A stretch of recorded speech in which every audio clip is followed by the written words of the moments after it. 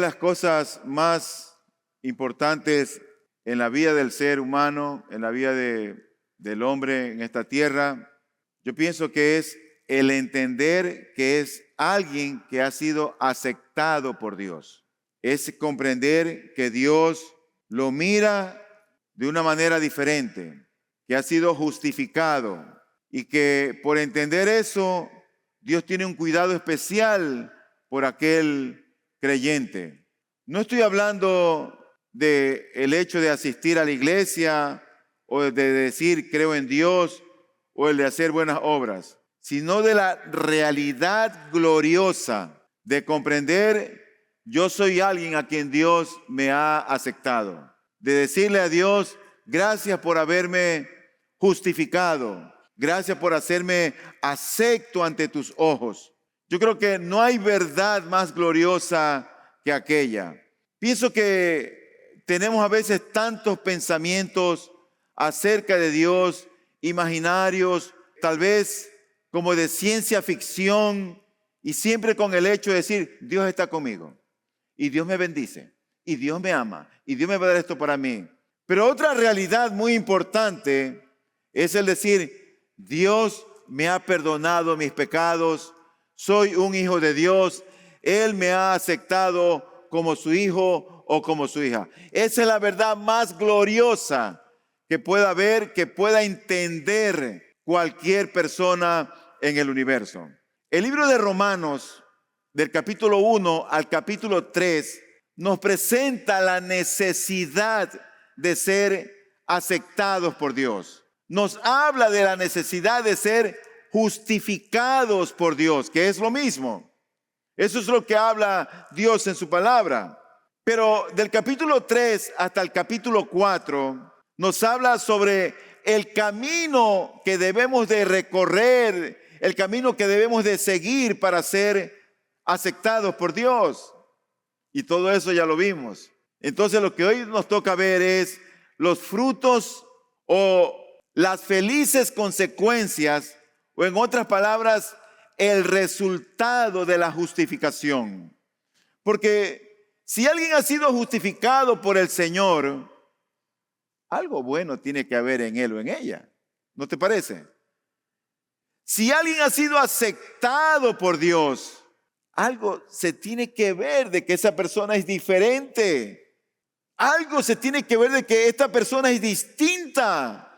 Y Dios nos muestra en el texto que vamos a leer, que es en el libro de Romanos, el capítulo 5, del versículo 1 hasta el 11, que no lo vamos a leer en su totalidad, sino que lo vamos a ver parte por parte, para ahorrar el tiempo, porque el sermón es un poquito extenso. Pero Dios nos muestra en estos versículos 6 afirmaciones que son el resultado o los beneficios para aquellos que hemos sido aceptados por el Señor, o que en otras palabras somos justificados por Dios. Por lo tanto, el tema en esta mañana o el título del sermón es los resultados de la justificación. Los resultados de la justificación. ¿Cuál sería el primer resultado de la justificación? Bueno, el primer resultado es que cuando alguien ha sido aceptado por Dios, tiene paz. Ese es el primer resultado. Dice el versículo 1 del capítulo 5 de Romanos, por tanto, habiendo sido justificados por la fe, tenemos paz para con Dios por medio de nuestro Señor Jesucristo. Querido hermano y amigo, la búsqueda de la paz es una obsesión que la humanidad tiene por alcanzarla. Ya se trate de una paz internacional, ya se trate de una paz laboral, de una paz de un país, de una paz familiar o personal. Todo el mundo quiere tener paz, todo el mundo quiere vivir en paz, pero más fundamental que todas estas es la paz con Dios. Eso es lo más importante. Y esta se hace nuestra solamente por medio de nuestro Señor Jesucristo. No podemos obtener la paz que solamente Él la da por ningún otro medio, sino por medio de nuestro Señor Jesucristo, quien fue entregado a la muerte y que al mismo tiempo Él fue levantado o resucitado de entre los muertos. ¿Con el fin de qué? Con el fin de hacerla posible. Dice la Escritura en Romanos 4:25, que fue entregado por causa de nuestras transgresiones y resucitado para nuestra justificación. Fue entregado y luego fue resucitado. Por lo tanto, el shalom del reino de Dios es inaugurado por medio de Jesucristo, el príncipe de paz. Así que el primer resultado, el primer beneficio de que Dios nos ha aceptado es que tenemos esa paz que no la da el mundo, que no la dan los hijos, ni tampoco la suegra. La paz que Dios da es una paz que no podemos ni siquiera alcanzar a comprenderla, porque es una paz que sobrepasa todo entendimiento. Es una paz que en medio de los secuestros y de las extorsiones y de las vacunas, es una paz que nos tiene a tono con Dios y hay calma y quietud en el corazón del creyente. Ese es el primer resultado de la justificación o el primer resultado de haber sido aceptados por Dios. En tu vida hay mucha intranquilidad, si hay mucha tensión, si hay mucho nerviosismo, si hay mucho temor, entonces que eso sirva para analizarte si en verdad tú eres alguien que ha sido aceptado por Dios. Porque cuando alguien ha sido aceptado por Dios o ha sido justificado por el Señor, la primera característica es la paz. No hay temor de lo porvenir, no hay temor de lo actual, no hay temor ni siquiera al secuestro, a las extorsiones, ni a las vacunas, ni a las violaciones. Por supuesto que uno tiene que tener cuidado y caminar con sabiduría y no exponerse, pero la paz que Dios da no te la puede robar las circunstancias. El segundo beneficio o el segundo resultado de haber sido aceptado por Dios es que tenemos entrada a esta gracia. ¿A qué gracia? A la gracia de haber sido aceptados por Dios. Tenemos entrada. Dice el versículo 2 de Romanos 5, por medio de quien también hemos obtenido entrada por la fe a esta gracia, en la cual estamos firmes.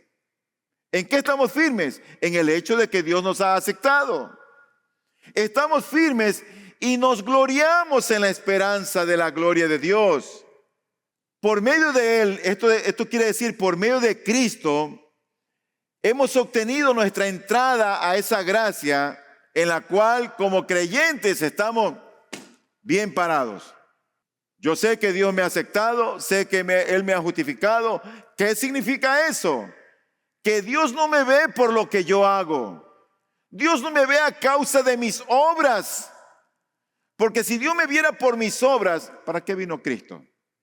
Dios me ve no a través de mis obras, sino a través de la obra de Cristo, a través de lo que Él hizo. Y cuando Él me ve a través de lo que Él hizo, ¿qué falla hay en mí? Ninguna. Porque Cristo fue perfecto, puro, obediente, hasta la muerte y muerte de cruz. Por eso es que Dios lo resucitó y le dio un nombre que es sobre todo nombre, para que en el nombre del Señor se doble toda rodilla y toda rodilla confiese que Cristo es el Señor, para gloria de Dios Padre. ¿Qué es la gracia? La gracia es el favor inmerecido de Dios cuando merecemos justamente lo contrario. Pero aquí la gracia se refiere al hecho más bien de haber sido aceptados por Dios, aceptados por Él. Y aquí nosotros distinguimos que tenemos entrada o acceso a esta gracia. Es decir, que no estamos ni siquiera en condiciones de entrar por nosotros mismos, sino que hay la necesidad de que alguien abra la puerta y nos haga pasar. Y el que ha abierto la puerta, el medio para entrar en esa gracia y ser aceptados por Dios, es Cristo el Señor. Es Cristo Jesús.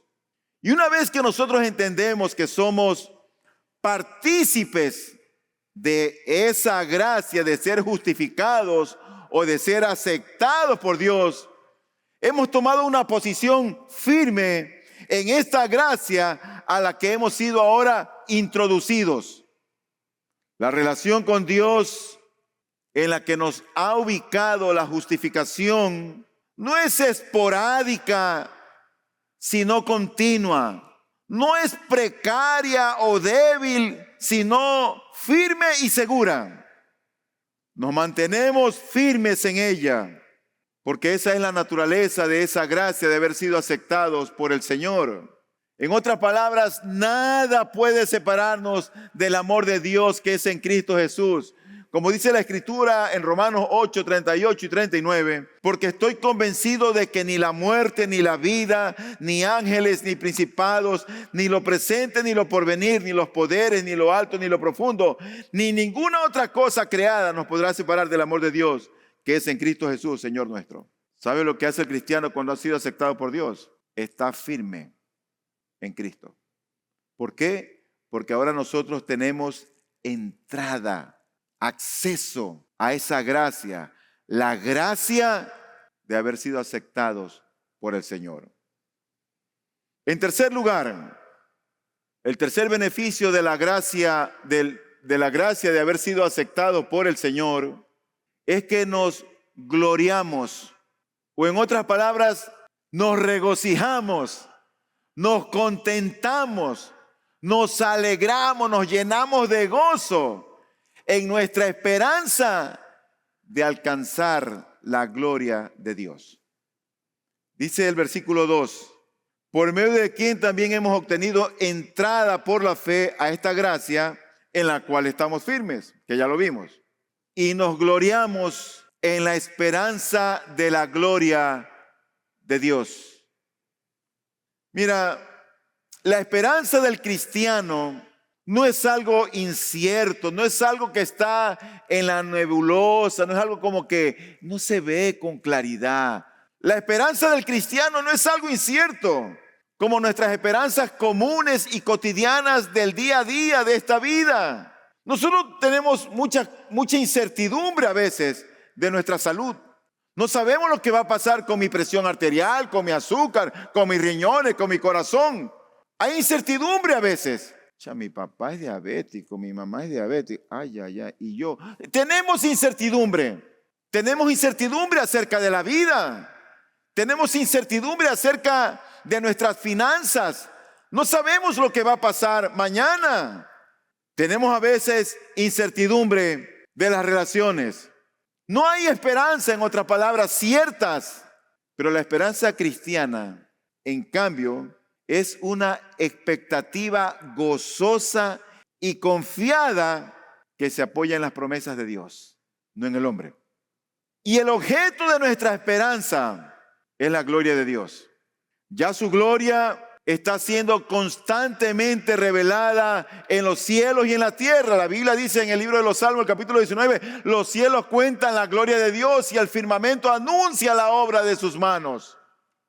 La gloria de Dios constantemente está siendo revelada. Ya ha sido manifestada también en forma extraordinaria en Jesucristo. Cuando Cristo vino a este mundo, la gloria de Dios fue mostrada a la humanidad, al mundo entero. Era Dios hecho hombre. Y la gente, en vez de adorarlo, lo rechazó. Y al día de hoy sigue igual, la gente indiferente a Cristo. Y la gente va a la iglesia y no sabe nada de Cristo. Y lo que queremos dar es dar a conocer a Cristo. Queremos, amigo, amiga, queremos que tú conozcas a Cristo. Porque el día que tú lo conozcas, tú vas a conocer el sumo bien para tu propia alma. El sumo bien. Ya la gloria de Dios fue mostrada en los cielos, fue mostrada en Jesucristo, la palabra encarnada. Y la gloria de Dios también fue mostrada en la resurrección de Cristo. Un día el telón se va a correr y la gloria de Dios va a ser claramente visible para toda la humanidad, para todo mortal. Dice la Biblia que en los postreros tiempos, lo primerito, es que Jesucristo mismo aparecerá con gran poder y con gran gloria. Cristo va a venir por segunda vez a la tierra, va a juzgar a los vivos y a los muertos. Yo me pregunto si estás preparado. Mira lo que dice la Escritura en Marcos 13:26. Entonces verán al Hijo del Hombre que viene en las nubes con gran poder y gloria. Nuestra esperanza segura, cierta, causa de la justificación, es que estamos aguardando nosotros. Estamos regocijados, contentos de nuestra esperanza de alcanzar la gloria de Dios. Él va a venir. Prepárate para ese tiempo. Pero en segundo lugar, no solo que veremos su gloria, sino que seremos transformados por su gloria. Los que hemos sido salvados, los que somos redimidos, los que hemos sido creados a imagen y gloria del Señor, ahora no podemos a causa del remanente de pecado que aún hay en nosotros. Aún la gloria de Dios no se ha manifestado como se va a manifestar. ¿Por qué? Si somos hijos de Dios, Él nos ha perdonado, porque todavía hay un remanente de pecado en nosotros. Por eso nosotros debemos cada día matar de hambre al pecado que mora en nosotros, no alimentarlo, no darle de comer. Si tú eres un adicto a la pornografía, no alimentes tu mente. No enciendas la televisión o no enciendas el celular o no prendas tu computadora cuando nadie te ve. Si tienes una debilidad por el alcohol, ten cuidado con los lugares y tus amistades. No alimentes ese pecado. Aún hay un remanente de pecado en nosotros y aún esa gloria de Dios no se ha manifestado en nosotros como debe de ser a causa del pecado que está en nosotros. Pero un día nosotros volveremos a compartir esa plenitud de la gloria de Dios. Dice la Escritura en Colosenses 3:4, cuando Cristo nuestra vida sea manifestado, entonces ustedes también serán manifestados con Él en gloria. ¡Wow! Por fin se van a ir mis malos pensamientos, mis prejuicios, mis palabras que a veces salen desencajadas, mi actitud a veces un poco grotesca, el no querer dejarme meter al taxi cuando se viene y cerrarlo para que no me... Un día Dios va a quitar todas esas cosas perversas que aún están en nosotros. Pero en tercer lugar, dice la Biblia que hasta la creación misma gime, que está gimiendo en los actuales momentos, ha de ser liberada de la corrupción que la está esclavizando a causa del pecado, para así poder alcanzar la gloriosa libertad de los hijos de Dios. Dice Romanos 8:21, la creación misma será también liberada de la esclavitud de la corrupción a la libertad de la gloria de los hijos de Dios. En otras palabras, hay un nuevo mundo que será inaugurado y ese nuevo mundo va a ser inaugurado con la gloria de Dios cuando Él venga. Seremos transformados, cuerpos glorificados, el mundo será renovado y los cristianos, por causa de haber sido aceptados por Dios o de haber sido justificados por Él, nos regocijamos, nos alegramos, contentos, súper contentos con este aspecto de nuestra esperanza de alcanzar esa gloria del Señor. Realmente que los frutos de la justificación se relacionan con el pasado, con el presente y con el futuro. Tenemos paz para con Dios. ¿Por qué tenemos paz para con Dios?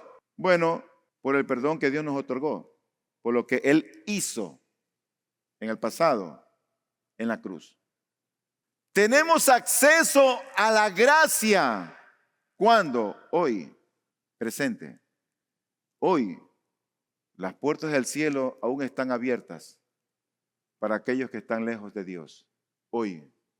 Pero en el futuro, nosotros nos regocijamos en la esperanza de alcanzar la gloria de Dios. Y esa es nuestra herencia futura. Entonces, para los que hemos sido aceptados por Dios, para los justificados, segura es la paz, segura es la gracia, seguro es el regocijo, la esperanza y también la gloria. ¿Qué otro beneficio tenemos del haber sido aceptados por Dios? Yo dije que hay 6 beneficios. Vamos al cuarto. Bueno, el cuarto beneficio es que también nos regocijamos en nuestro sufrimiento.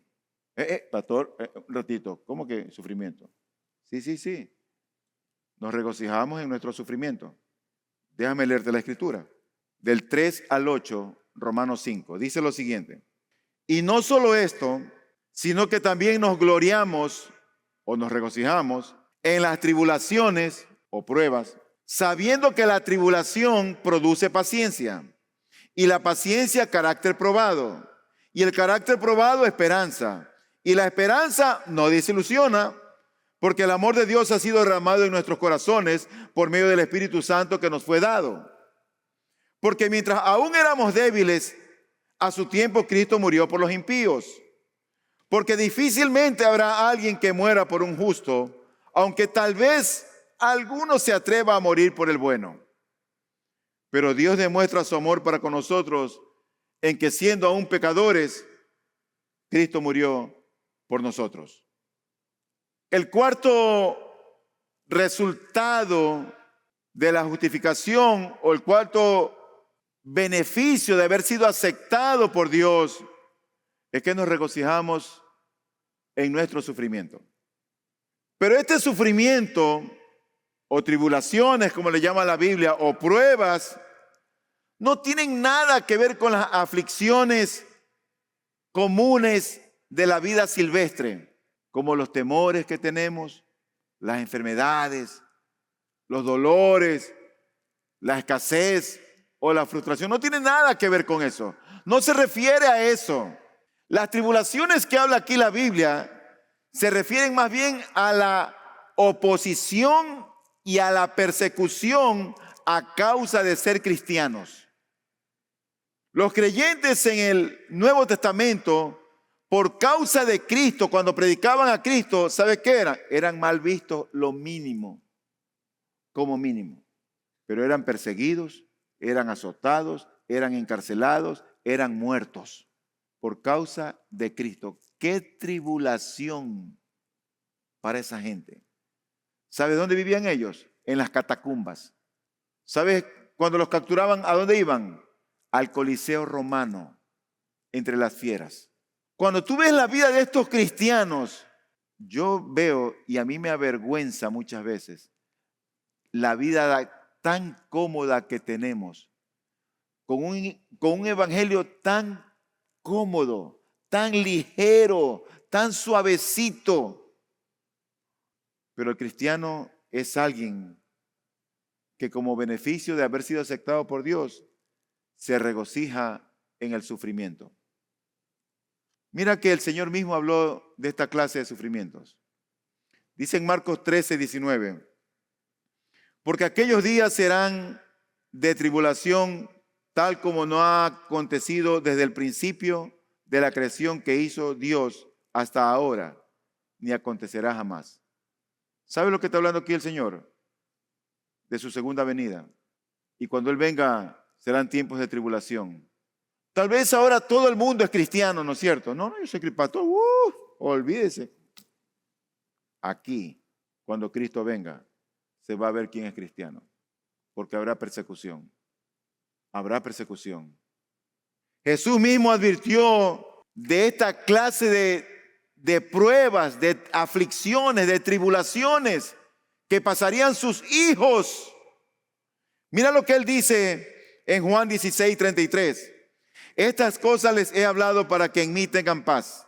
En el mundo tienen tribulación, pero confíen, yo he vencido al mundo. Pero Pablo también lo advirtió. No solamente fue Cristo, los apóstoles tenían una claridad de las pruebas, de las dificultades, por causa de ser cristianos. ¿Y qué me importa padecer en este mundo? El mismo apóstol Pablo dijo que las aflicciones del tiempo presente no son comparables a la gloria venidera que un día hemos de alcanzar. No son comparables. Si por causa de Cristo tú pierdes tus amistades, si por causa de Cristo tus familiares te rechazan, si por causa de Cristo te critican o hablan mal de ti, ¿y qué importa eso? ¿Y qué? ¿Qué importa eso? Si tú eres hijo del gran rey, si tú vives para Él, si tú le sirves a Él, si Él te ama a ti, Él cuida de ti. ¿Qué importan los demás? Pablo dice en Hechos 14:22, fortaleciendo los ánimos de los discípulos, exhortándoles a que perseveraran en la fe y diciendo, es necesario que a través de muchas tribulaciones entremos en el reino de Dios. ¿Sabes cuándo escribió esto Pablo? Cuando las papas quemaban, cuando estaban siendo perseguidos. ¿Cuál debería ser nuestra actitud frente a las tribulaciones, según la Biblia? No, vamos a orar, pastor, vamos a orar. Lloraré. ¿Cuál debe ser nuestra actitud? ¿Sabes cuál debe ser? De regocijo. Esa debe ser nuestra actitud. Regocijarnos. No estoy hablando de masoquismo, que te deleitas con el dolor. Pero ¿por qué deberíamos regocijarnos? Bueno, en primer lugar, porque el sufrimiento es la sola y única senda hacia la gloria. Así lo fue para Cristo y así lo es para los cristianos. No hay gloria sin sufrimiento. ¿O tú cómo crees que fue Cristo glorificado? ¿Porque Él le sonrió la vida todo el tiempo? Él sufrió por causa nuestra. Dice la Escritura en Romanos 8:17, y si somos hijos, somos también herederos, herederos de Dios y coherederos con Cristo, si en verdad padecemos con Él, a fin de que también seamos glorificados con Él. El único camino para la gloria es el camino del sufrimiento. Pero no es el sufrimiento por causa de las malas decisiones que tú has tomado o por la metida de pata que tú has hecho. Es el sufrimiento por causa del Evangelio, por causa de Cristo, por causa de vivir la vida cristiana y de vivir para agradar a Él. Si el sufrimiento finalmente conduce a la gloria, también conduce a la madurez. Mira, el sufrimiento puede ser productivo si respondemos ante él de manera positiva y no con enojo o amargura. Mira que el texto nos dice, en el versículo que hemos leído, el versículo 3, dice, y no solo esto, sino que también nos gloriamos en las tribulaciones, sabiendo que la tribulación produce paciencia. ¿Y cómo sabemos eso? Bueno, por la experiencia del pueblo de Dios. En todas las épocas, el pueblo de Dios ha padecido tribulaciones, persecuciones, presiones y opresiones. Y el texto nos dice que la tribulación produce paciencia. O sea que la tribulación produce perseverancia. Nosotros no podríamos aprender a resistir, a aguantar, a tolerar si no hubiera sufrimiento. Porque sin sufrimiento no hay nada que aguantar. ¿Qué vas a aguantar si no hay sufrimiento? Si la vida te sonríe. Pero si por causa de Cristo tú padeces, entonces la tribulación va a producir en ti paciencia o perseverancia. ¿Te das cuenta por qué es importante las tribulaciones por el hecho de ser cristianos? Pero también la paciencia, dice la Biblia, que produce carácter probado. Así lo dice nuestro versículo, el versículo número 4.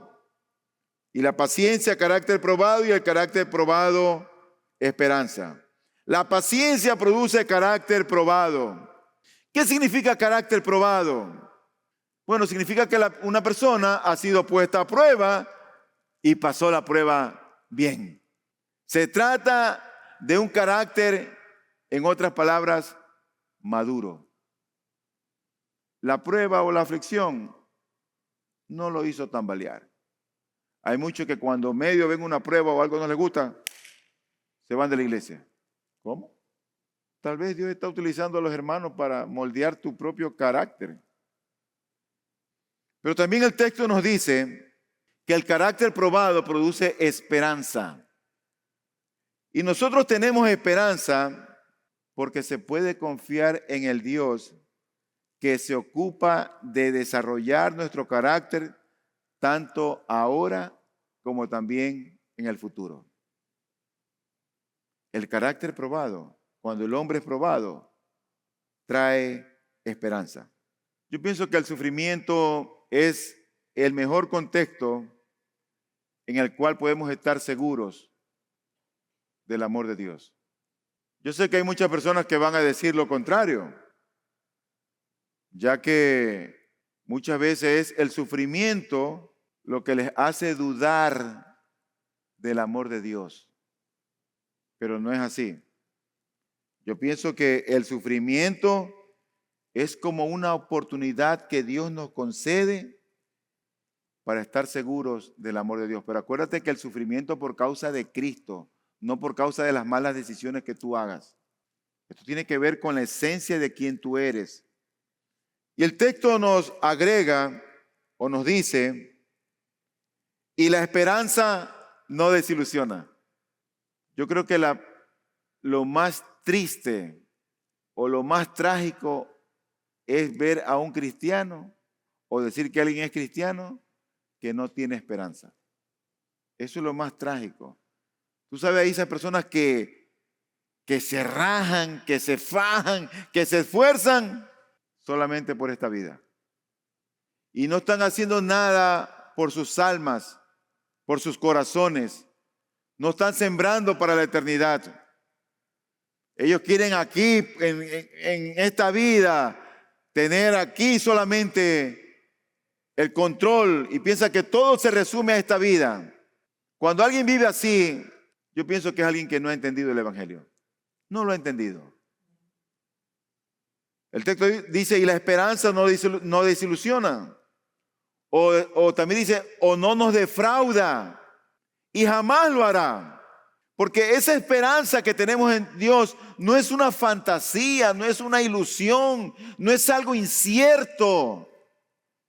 ¿Cómo lo sabemos? ¿Cuál es el fundamento real o final en el que descansa nuestra esperanza? Nuestra esperanza de gloria. ¿Sabes cuál es el fundamento en el que descansa nuestra esperanza?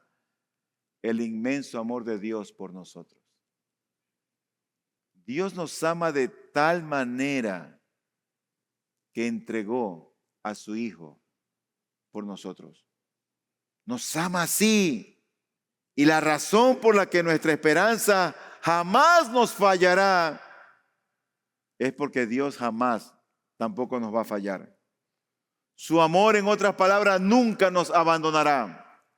¿Cómo podemos estar seguros del amor de Dios? Bueno, el amor de Dios es esencial.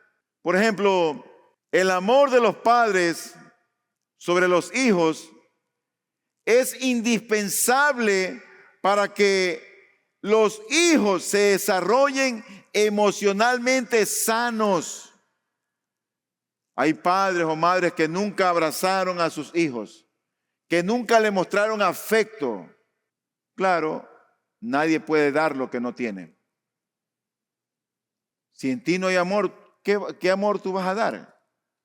Si tu padre no tenía amor o tu madre no tenía amor contigo, si nunca tú recuerdas un abrazo de ellos, un consejo de ellos, un oírte de ellos, uno cuando tiene hijos crece igualito, actúa igualito, a menos que la gracia de Dios te transforme. Nada más. Pero Dios no nos ha abandonado. Muchos niños crecen así, desamorados, indiferentes, porque nunca recibieron el afecto o el amor de sus padres.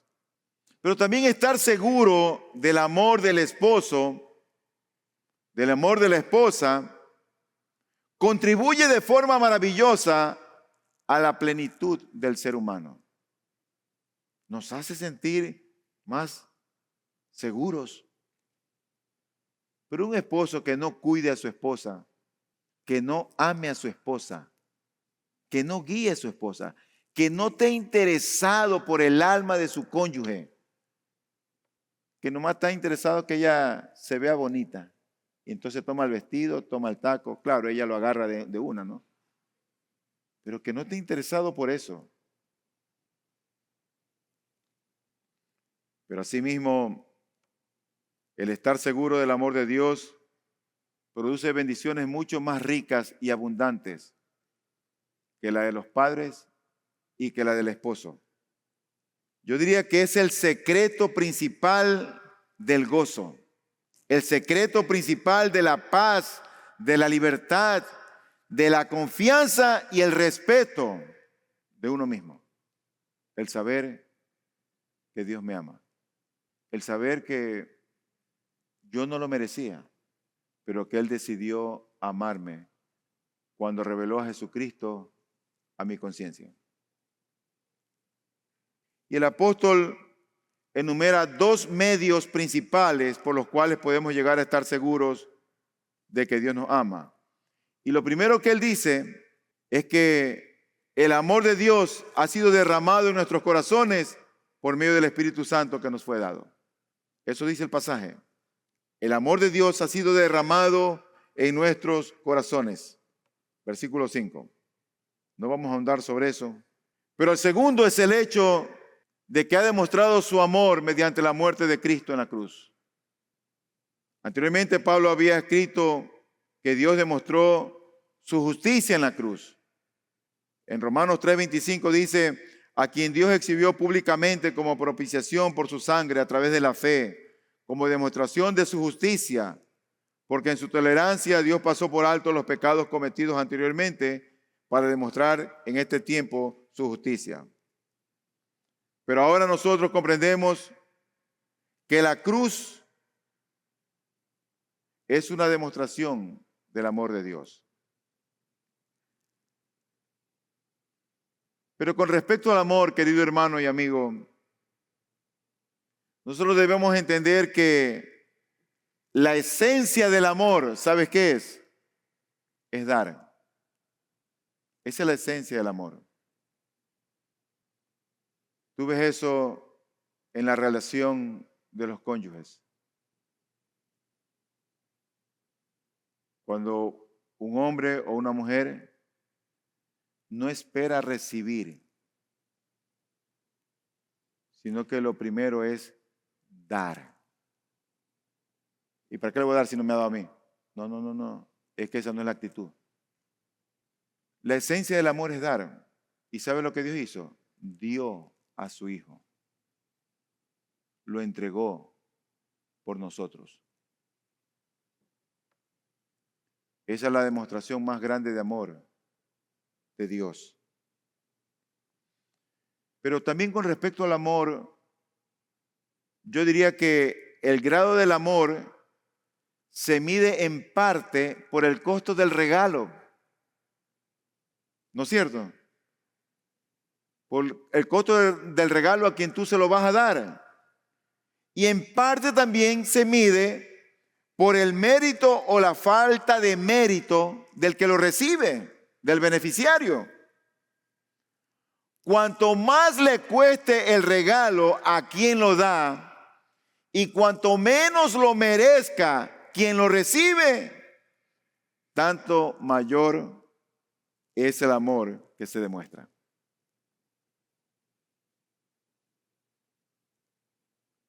El regalo de Dios para la humanidad fue que dio lo más preciado, lo más valioso de Él, que dio a su único Hijo, pudiendo enviar un ángel, o un serafín, o un querubín, o un arcángel. ¿Sabes a quién envió Él? A su Hijo. Y lo peor, o lo más grande, o lo digno de admirar, es que lo envió a personas como nosotros que no lo merecíamos. ¿O crees que tú lo merecías? Yo no lo merecía. Sin embargo, Dios envió a su Hijo por mí. Lo cierto, hermanos, es que el amor de Cristo es inigualable. Es absolutamente inigualable. Porque cuando Dios envió a su Hijo, vació el cielo. Vació el cielo por nosotros, que no merecíamos nada excepto el juicio. Yo creo que el costo del obsequio está claro. Los versículos 6 y 8 de Romanos 5 nos dicen que Cristo murió. Pero el versículo 10 aclara quién es Cristo al decir que Dios nos reconcilió mediante su muerte, la muerte de su Hijo. Y digo esto porque Dios había mandado ya ángeles, había mandado profetas, pero ahora Él envía a su único Hijo. Y con la entrega de su Hijo, se estaba entregando Él mismo. ¿Y qué dice Dios de los receptores que somos nosotros en Romanos 5? Bueno, si tú ves el versículo 8, tú dices ahí una palabra que cada vez que yo la menciono en el Zoom, cuando les digo buenas noches, pecadores, se ríen toditos. Pero dice el versículo 8, mas Dios muestra su amor para con nosotros, en que siendo aún pecadores, Cristo murió por nosotros. ¿Sabe lo que dice Dios de nosotros? De los que recibimos el regalo, que somos pecadores. En segundo lugar, dice que en el tiempo señalado, Cristo murió por esos pecadores, por esos impíos. El versículo 6, la parte B. Allí nos dice con toda claridad, porque mientras aún éramos débiles a su tiempo, Cristo murió por los impíos. Pero en tercer lugar, se dice en nosotros que cuando Cristo murió, éramos enemigos de Dios en el versículo 10. En otras palabras, también éramos, como dice el versículo 6, incapaces, débiles para salvarnos. Y yo diría que esta es la cuádruple caracterización que hace Pablo de nosotros. No obstante, Cristo murió por nosotros.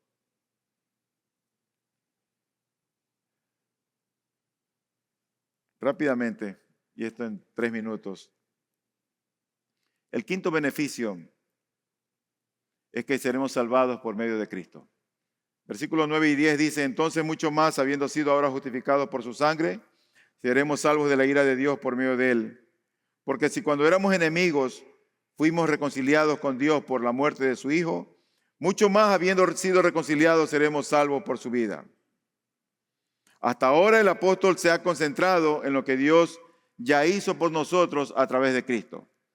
Ya hemos sido justificados, ya tenemos paz para con Dios, ya tenemos acceso a la gracia, nos regocijamos en la esperanza y en los sufrimientos, pero hay más, hay más. Hay mucho más por delante que todavía no tenemos. De hecho, los versículos 9 y 10 son ejemplos notables de esa conocida tensión en el Nuevo Testamento que hay entre el ya, pero el todavía no. El ya, pero todavía no. En otras palabras, entre lo que Cristo ha hecho con su primera venida y con lo que hará con su segunda venida. El ya, pero el todavía no. Porque la salvación, queridos hermanos, tiene un tiempo futuro, además de tiempos pasados y presentes. Y el lenguaje de estos dos versículos hablan de que hemos de ser salvos, futuro. Dice el versículo 9 y 10, entonces mucho más, habiendo sido ahora justificados por su sangre, seremos, futuro, seremos salvos de la ira de Dios por medio de él. Porque si cuando éramos enemigos fuimos reconciliados con Dios por la muerte de su Hijo, mucho más, habiendo sido reconciliados, seremos salvos por su vida. ¿Qué significa esto? Bueno, si alguien nos preguntase si hemos sido salvados, yo creo que es igualmente bíblico decir no como decir sí. Y en ambos tienen razón bíblicamente hablando. Aunque la respuesta correcta y más precisa debería ser sí y no. ¿Eres salvo? Sí y no. ¿Y cómo que sí y no? Bueno, sí, porque ya hemos sido salvados por medio de Cristo de la culpa de nuestros pecados y del juicio de Dios sobre nosotros. Y sin embargo no, porque todavía no hemos sido librados del pecado que mora en nosotros, ni se nos ha dado ese cuerpo glorificado que hemos de tener con su segunda venida. Entonces, ¿en qué consiste la futura salvación en la que Pablo está aquí mencionando? Bueno, hay dos expresiones aquí que son importantes que las conozcamos, una negativa y otra positiva. La negativa dice, seremos salvados del castigo de Dios por medio de Cristo. Versículo 9. Seremos salvados. Aún no ha pasado eso. Pero en segundo lugar, y desde un punto de vista ya positivo, dice la Biblia, seremos salvados por su vida. El versículo número 10. Seremos salvos por su vida. El Jesús que murió por nuestros pecados fue levantado de la muerte y vive, y quiere que su pueblo experimente por sí mismo el poder de su resurrección. Pero falta todavía lo mejor. Por supuesto que en nuestra condición de semisalvados, miramos con anhelo hacia adelante, hacia nuestra plena y definitiva salvación, donde ya cuando todo sea consumado, y como dice el versículo 9, mucho más habiendo sido ahora justificados. Y dice el versículo 10, mucho más habiendo sido reconciliados. O sea que todavía hay algo más que Dios tiene que hacer por aquellos por quienes Cristo murió. Y ambos versículos señalan a la cruz. Y el